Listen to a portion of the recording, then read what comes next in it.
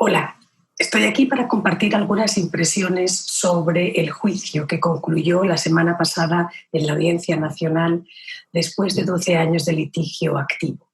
Este juicio se abrió en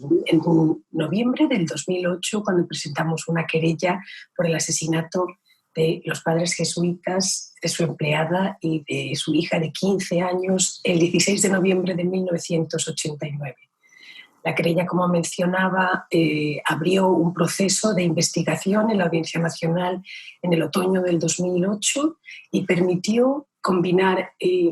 prueba testifical y prueba documental de manera eficiente y avanzar, yo creo, en el conocimiento de la responsabilidad por este crimen en relación en concreto con los altos mandos del Ejército, de las Fuerzas Armadas salvadoreñas, en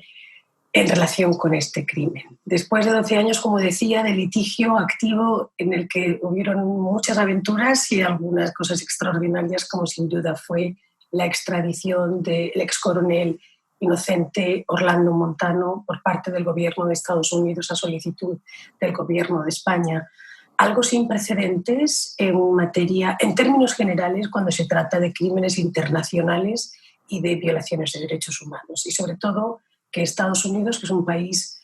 no necesariamente conocido por participar activamente en este tipo de causas, más bien al contrario, sintiendo cierta animadversión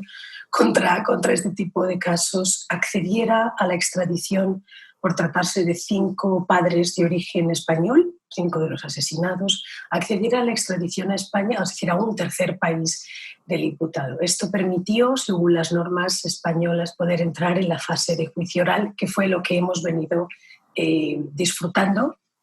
diría yo, en las últimas semanas. Como decía, han transcurrido 31 años desde el asesinato, sin lugar a dudas, muchísimo tiempo cuando uno está buscando justicia, pero no deja de ser interesante que transcurridos todos esos años, quizá el aspecto más interesante es que permite tener acceso a elementos de prueba seguramente no disponibles en momentos más próximos al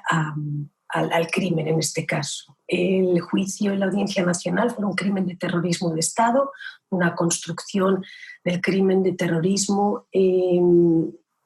al amparo del derecho penal internacional, que acarrea una sentencia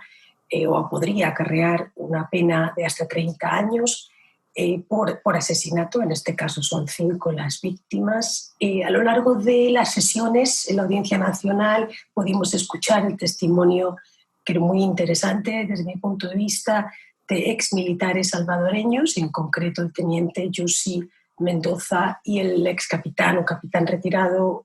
Luis Parada, personas que por primera vez, incluso en el contexto de esta investigación y este asesinato, contaban su conocimiento de los hechos. Tuvimos peritajes tan importantes como el de la profesora Terry Carl, la archivista Kate Doyle, y creo que fue una combinación cuando uno se enfrenta a estas causas de derechos humanos con el transcurso tan amplio de tiempo. Creo que fue una buena combinación, o al menos esa es mi impresión, entre prueba documental y prueba testifical, que permitió contar la historia no solo de lo ocurrido, naturalmente, del crimen, sino también establecer un contexto político de que vivía El Salvador en 1989, que creo que es la parte a veces más importante de estos juicios, no solamente tener un rigor jurídico que se presupone, sino también un rigor histórico. Creo también que fue inusual.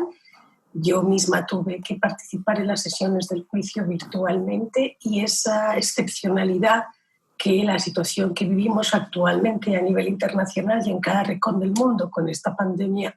generó una situación extraordinaria, y es el hecho de que se televisara a diario y se habilitara la capacidad de retransmitir todo lo que estaba ocurriendo en esa sala, lo que sin duda tiene un componente importantísimo, y es el hecho de que el pueblo salvadoreño, la gente que al final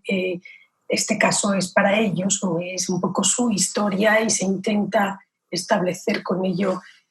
Justicia para el Pueblo Salvadoreño pudo tener acceso en tiempo real a algunas de las sesiones. Como decía, el juicio concluyó el pasado miércoles con la última palabra del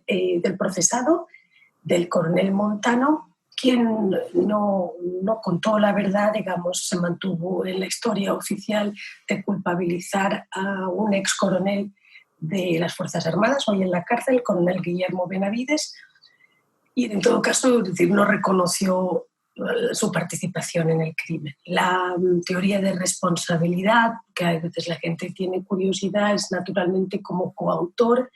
en un contexto de coautoría mediata, como se conoce, que es el equivalente en el derecho anglosajón quizá también a la conspiración. Creo que la valoración es buena, estamos satisfechos dentro de las circunstancias extrañas, no solo por tratarse naturalmente de un caso tan, pues sin querer, 31 años han transcurrido, sino por todo lo que, como decía, ha sido extraordinario del propio momento histórico, julio de 2020, pero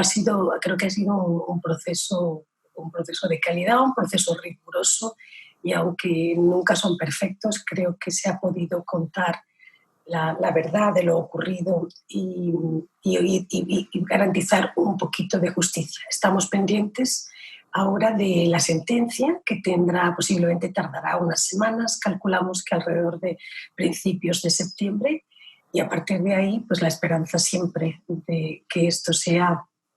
importante en El Salvador, para la gente salvadoreña, y que tenga un impacto positivo en la búsqueda de justicia, que aún hoy, en el 2020, las víctimas en ese país reclaman y exigen. Muchas gracias.